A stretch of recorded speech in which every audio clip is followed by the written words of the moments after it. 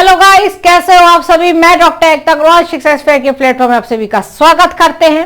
आज के सेशन में हम लोग बात करेंगे, बहुत छोटा सा सेशन आपका रहेगा।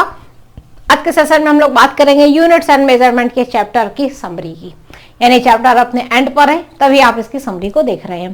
तो सबसे पहले अगर हम लोग समरी की बात करें तो इस चैप्टर में हम लोग ने क्या क्या चीजें डिस्कस की थी ये हम ओरली आपको बताना चाह रहे हैं, क्योंकि बाकी सारी चीजें हमने ऑलरेडी आपको वीडियोस में बहुत अच्छी तरीके से अलग अलग वीडियो में अलग अलग सेशन में सब चीजें एक्सप्लेन कर दी है। ठीक है, तो सबसे पहले हम लोगों ने किस टॉपिक पर बात की थी। सबसे पहले हम लोगों ने बात की थी कि फिजिकल क्वांटिटीज क्या होती है। वहां पर हमने देखा कि जो भी फिजिकल क्वांटिटीज होती हैं they can be measured by any physical instrument.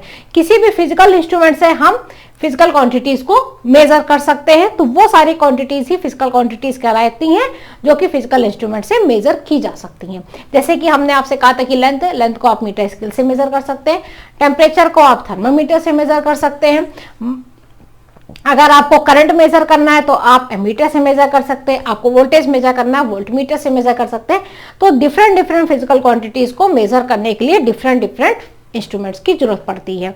तो जितनी भी फिजिकल क्वांटिटी जिनको हम मेजर कर सकते हैं वो सारी की सारी हम लोग अपने फिजिक्स में देखते हैं। चलिए, इसके बाद हम लोग इसके नंबर 2 के पॉइंट पर आते हैं। नंबर 2 का पॉइंट क्या कहता है। नंबर 2 का पॉइंट आपका कहता है कि जितनी भी फिजिकल क्वांटिटीज हैं उन सारी फिजिकल क्वांटिटीज को दो पोर्शंस में डिवाइड कर दिया गया है। एक बन गई आपकी फंडामेंटल फिजिकल क्वांटिटीज, दूसरी बन गई आपकी डिराइव्ड फिजिकल क्वांटिटीज। तो फंडामेंटल फिजिकल क्वांटिटीज में सिर्फ उन्हीं फिजिकल क्वांटिटीज को रखा गया है जिनकी यूनिट्स को हम किसी अन्य फिजिकल क्वांटिटी के टर्म में नहीं लिख सकते। यानी फंडामेंटल फिजिकल क्वांटिटीज आपकी वही फिजिकल क्वांटिटीज होंगी which can not be expressed in terms of other physical quantities. जैसे कि टोटल अपनी 7 फंडामेंटल फिजिकल क्वांटिटीज हैं। जैसे कि मैं आपको नाम बताऊं, पहला हो गया है आपका क्या, पहला हो गया आपका length, mass, time, temperature, current, luminous intensity और अमाउंट ऑफ सब्सटेंस। ये टोटल आपके 7 फंडामेंटल फिजिकल क्वांटिटीज हैं। इन फिजिकल क्वांटिटीज की जो यूनिट होती हैं, लेंथ की हो गई आपकी मीटर, मास की हो गई आपकी किलोग्राम, टाइम की हो गई आपकी सेकेंड, और इसके बाद आपकी टेम्परेचर की हो गई केल्विन, करंट की हो गई आपकी एम्पियर, अमाउंट ऑफ सब्सटेंस की हो गई आपकी मोल और ल्यूमिनस इंटेंसिटी की होगी आपकी कैंडेला। तो ये जो 7 फंडामेंटल फिजिकल क्वांटिटीज हैं आप इसको किसी अदर फिजिकल क्वांटिटीज में नहीं एक्सप्रेस कर सकते हो, इसलिए इनको फंडामेंटल फिजिकल क्वांटिटीज में रखा गया था। बाकी इन 7 के अलावा जितनी भी फिजिकल क्वांटिटीज हैं वो सारी की सारी डिराइव्ड फिजिकल क्वांटिटीज में आपकी चली जाती हैं, क्योंकि डिराइव्ड फिजिकल क्वांटिटीज को हम लोग फंडामेंटल फिजिकल क्वांटिटी के फॉर्म में लिख सकते हैं बहुत आसान से। जैसे कि आपको अगर फोर्स लिखना है तो आप क्या लिखते हैं, force is equal to mass into acceleration. Acceleration को आप क्या लिख सकते हो, वेलोसिटी अपॉन टाइम का स्क्वायर। तो वेलोसिटी अपॉन टाइम, वेलोसिटी को क्या लिख सकते हो, डिस्टेंस अपॉन टाइम। तो यहां से आपको मिल जाएगा कि फोर्स जो है वो मास एक्सीलरेशन पे तो डिपेंड करता है। मैंने अभी जो चीज बोली आप उस चीज को रिलेट कर सकते हैं।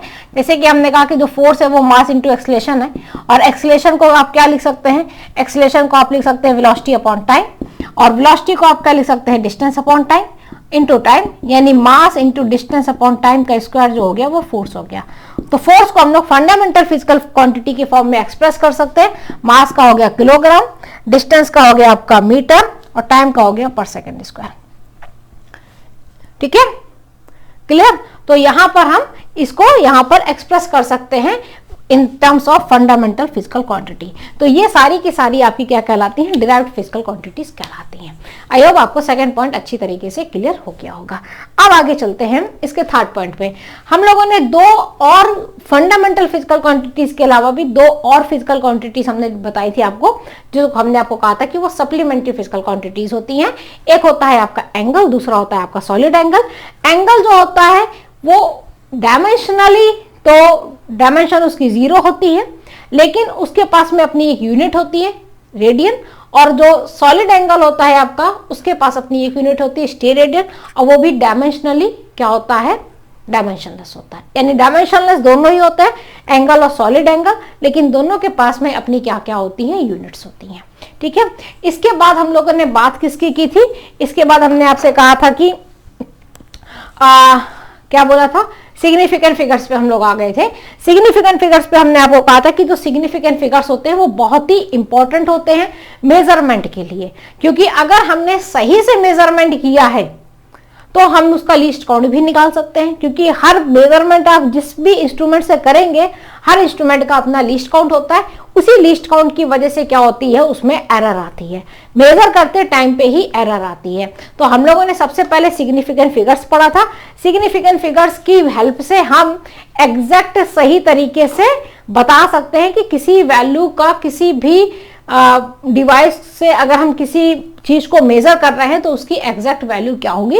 With the help of significant figures हम एकदम एक्यूरेट वैल्यू उसकी बता सकते हैं, और साथ में जो भी उसकी एरर होगी वो एरर भी हम लोग लीस्ट काउंट की हेल्प से निकाल के, और with the help of significant figures हम एरर्स को भी सही तरीके से कैलकुलेट कर सकते हैं। तो ये तो सारी बातें हो गई, आपकी एरर की हो गई।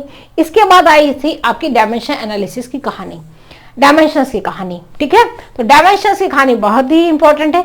जैसे कि 7 फंडामेंटल फिजिकल क्वांटिटीज हैं, तो सातों फंडामेंटल फिजिकल क्वांटिटीज की आपकी डायमेंशंस भी होती हैं।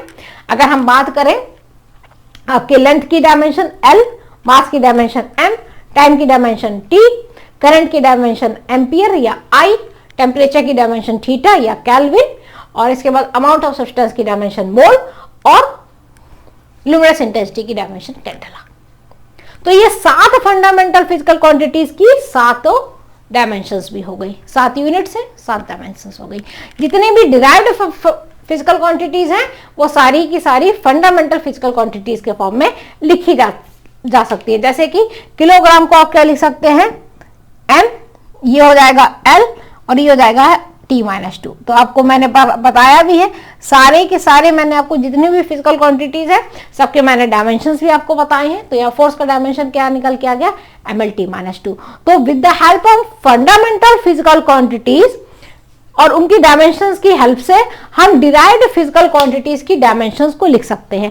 यानी जो डिराइव्ड फिजिकल क्वांटिटीज की डायमेंशंस होती हैं वो एक्चुअली में क्या होती हैं, वो फंडामेंटल फिजिकल क्वांटिटीज की डायमेंशंस की पावर्स में लिखी जाती हैं। आप देख रहे हैं यहाँ m की पावर 1 है, l की पावर 1 है, t की पावर -2 है। तो हम क्या कह सकते हैं, हम कह सकते हैं कि जो फोर्स है, इस फोर्स का जो डायमेंशन है वो m की पावर 1 में है, L की पावर 2 में, L की पावर 1 में है, और T की पावर -2 में है। तो जितनी भी डिराइव्ड फिजिकल क्वांटिटीज हैं उन सब की डायमेंशंस को हम फंडामेंटल फिजिकल क्वांटिटीज की डायमेंशन के फॉर्म में लिख सकते हैं। बात क्लियर हुआ। इसके बाद हम लोगों ने देखा था कि डायमेंशनल एनालिसिस की एप्लीकेशंस, वहां पे हम लोगों ने देखा था कि डायमेंशन एनालिसिस की एप्लीकेशंस 2 होती हैं मेजर। पहली एप्लीकेशन आपकी क्या होती है, पहली एप्लीकेशन आपकी ये होती है कि हम इसकी हेल्प से, हम डायमेंशनल एनालिसिस की हेल्प से किसी भी इक्वेशन की करेक्टनेस को चेक कर सकते हैं कि whether the equation is correct और नॉट। ठीक है, तो अगर इक्वेशन करेक्ट होगी तो जो डायमेंशन होगी LHS में की और जो डायमेंशन होगी RHS की वो क्या हो जाएगी, आपस में इक्वल हो जाएगी। तो हम करेक्टनेस ऑफ द इक्वेशन को चेक कर सकते हैं with the help of dimension analysis. अगर LHS equal to RHS dimension हो रही है तो इसका मतलब क्या है कि अपनी इक्वेशन क्या है, डायमेंशनली करेक्ट है। तो इक्वेशन क्या है अपनी, डायमेंशनली करेक्ट है, इक्वेशन अपनी डायमेंशनली करेक्ट है। लेकिन अगर ऐसा नहीं आया, ये अगर ऐसा नहीं आया, DLHS is not equal to RHS, इसका मतलब क्या हो जाएगा कि इक्वेशन जो है वो इनकरेक्ट है। इसका मतलब क्या है, इक्वेशन जो है वो इनकरेक्ट है। अच्छा, इसका मतलब एक चीज और है कि अगर मान लीजिए आपने कह दिया कि डायमेंशन जो है वो LHS is equal to RHS है, तो ये डायमेंशनली करेक्ट होता है, इट इज डायमेंशनली करेक्ट। आप ये नहीं कह सकते हो कि ये एग्जैक्ट इक्वेशन आपकी वही है कि नहीं है ना, सिर्फ डायमेंशनली करेक्ट होगा। जैसे कि मान लीजिए इक्वेशन लिखी हुई है, kinetic energy is equal to twice type of mv²। तो इक्वेशन तो आपको पता है गलत है, आपको पता है कि काइनेटिक एनर्जी का फॉर्मूला ½ mv² होता है, तो इक्वेशन तो वो गलत है, इक्वेशन तो गलत है ये, लेकिन डायमेंशनली करेक्ट है। तो डायमेंशनली करेक्ट है लेकिन एग्जैक्ट में करेक्ट नहीं है, क्योंकि हम जानते हैं कि इसका फॉर्मूला ये होता है। तो डायमेंशनली करेक्ट तो है, तो ये एक तरीके का ड्रॉबैक भी है डायमेंशनल एनालिसिस का कि ये जरूरी नहीं है कि डायमेंशनली करेक्ट इक्वेशन एग्जैक्ट में करेक्ट हो, ठीक है, तो ये इसका ड्रॉबैक भी होता है। तो एक तो इसका ये एप्लीकेशन हो गया डायमेंशन एनालिसिस का। दूसरा एप्लीकेशन क्या है कि हम इसकी हेल्प से निकाल सकते हैं, जैसे कि अगर हमें निकालना हो, क्वेश्चन आपसे कह दे कि फोर्स जो है वो मास और एक्सीलरेशन पे डिपेंड कर रहा है, तो आप इसके बीच में रिलेशन निकालिए, तो आप with the help of dimension analysis इस रिलेशन को फाइंड आउट कर लेंगे कि F इक्वल टू ma होता है। तो डायमेंशन एनालिसिस की हेल्प से हम किसी भी रिलेशन को निकाल सकते हैं जिसमें एक से ज्यादा फिजिकल क्वांटिटीज आ रही हैं। मैक्सिमम कितनी हो सकती हैं?